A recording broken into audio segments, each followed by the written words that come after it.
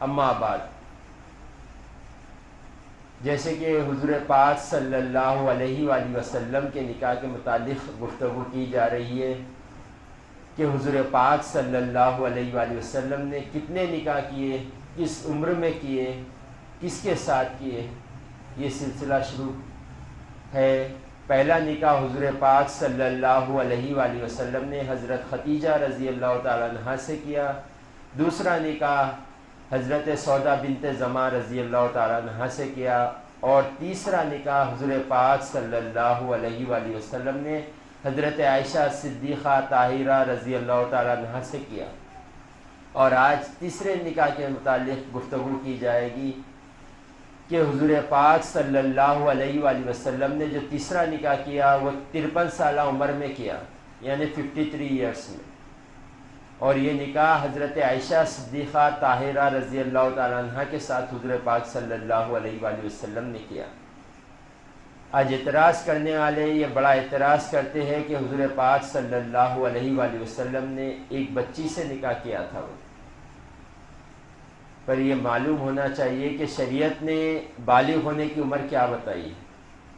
مرد کے لیے 12 سال سے لے کے 15 سال تک بالغ کی عمر ہے، اور عورت کے لیے 9 سال سے لے کر 15 سال تک بالغ کی عمر ہے.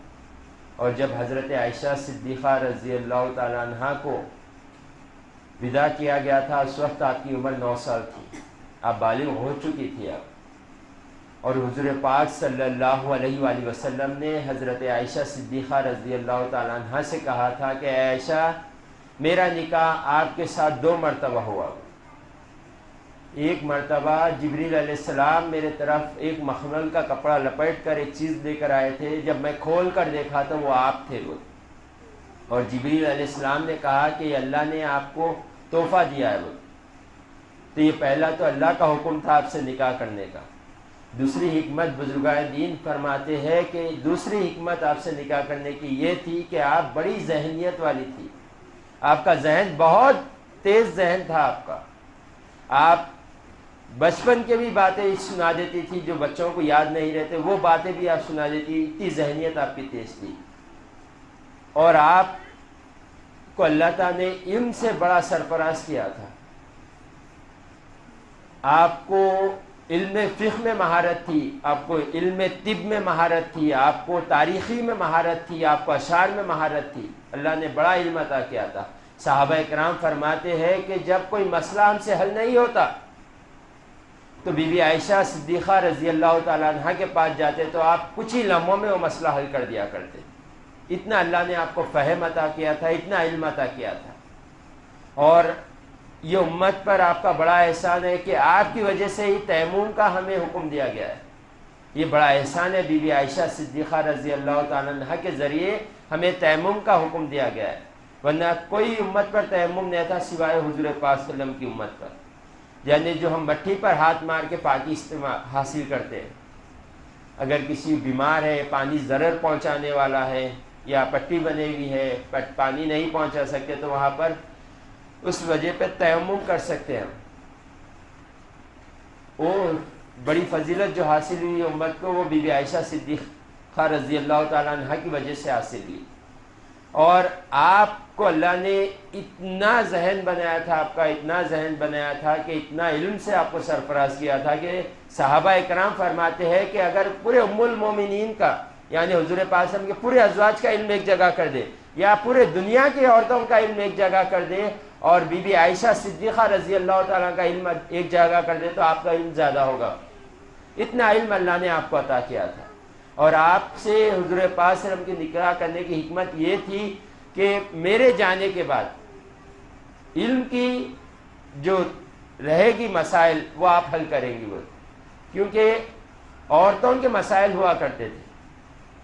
حضور پاک صلی اللہ علیہ وآلہ وسلم نے اتنے نکاح اسی بھی لیے کیے کہ عورتوں کے جو مسائل ہوتے ہیں وہ عورتوں سے پوچھا جائے. کیونکہ حضور پاک صلی اللہ علیہ وسلم بہت بڑے حیا والے تھے. بی بی عائشہ صدیقہ رضی اللہ تعالیٰ عنہ فرماتی ہے کہ کنواری لڑکی سے زیادہ حضور پاک صلی اللہ علیہ وسلم حیا والے ہیں. وہ اتنا زیادہ حضور پاک صلی اللہ علیہ وسلم شرمایا کرتے ہیں.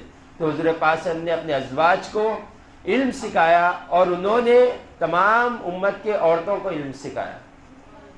اور حضور پاک صلی اللہ علیہ وآلہ وسلم کے ازواج کا جو گھر ہوا کرتا تھا، پہلے عورتوں کے لیے مدرسہ ہوا کرتا تھا، جو بھی مسائل ہوتے تو فوراً اس ام المومنین کے گھر جاتے اور مسائل پوچھ کر آتے تھے۔ بی بی عائشہ صدیقہ رضی اللہ تعالیٰ عنہ فرماتی کہ اتنا علم اللہ نے مجھے عطا کیا ہے، اتنا علم عطا کیا ہے کہ اگر میں کوئی مسئلے پہ بیٹھوں تو اللہ تعالیٰ فوراً وہ مجھے حل کر دیتا ہے۔ تو اللہ نے بڑا علم سے آپ کو سرفراز کیا تھا، اور آپ ذہنیت میں بھی اتنی تیز تھی تو اللہ تعالیٰ نے آپ کو خوبصورتی میں بھی اتنا ہی رکھا تھا۔ حضور پاک صلی اللہ علیہ وآلہ وسلم آپ کو پیار سے حمیرہ بھی کہا کرتے تھے۔ تو ہمیں چاہیے کہ ہم کب حضور پاک صلی اللہ علیہ وسلم کا نکاح ہوا، کس سے نکاح ہوا، اس کے پیچھے حکمت کیا ہے، حضور پاک صلی اللہ علیہ وسلم نے کتنے نکاح کیے، ہمیں یہ معلوم ہونا چاہیے۔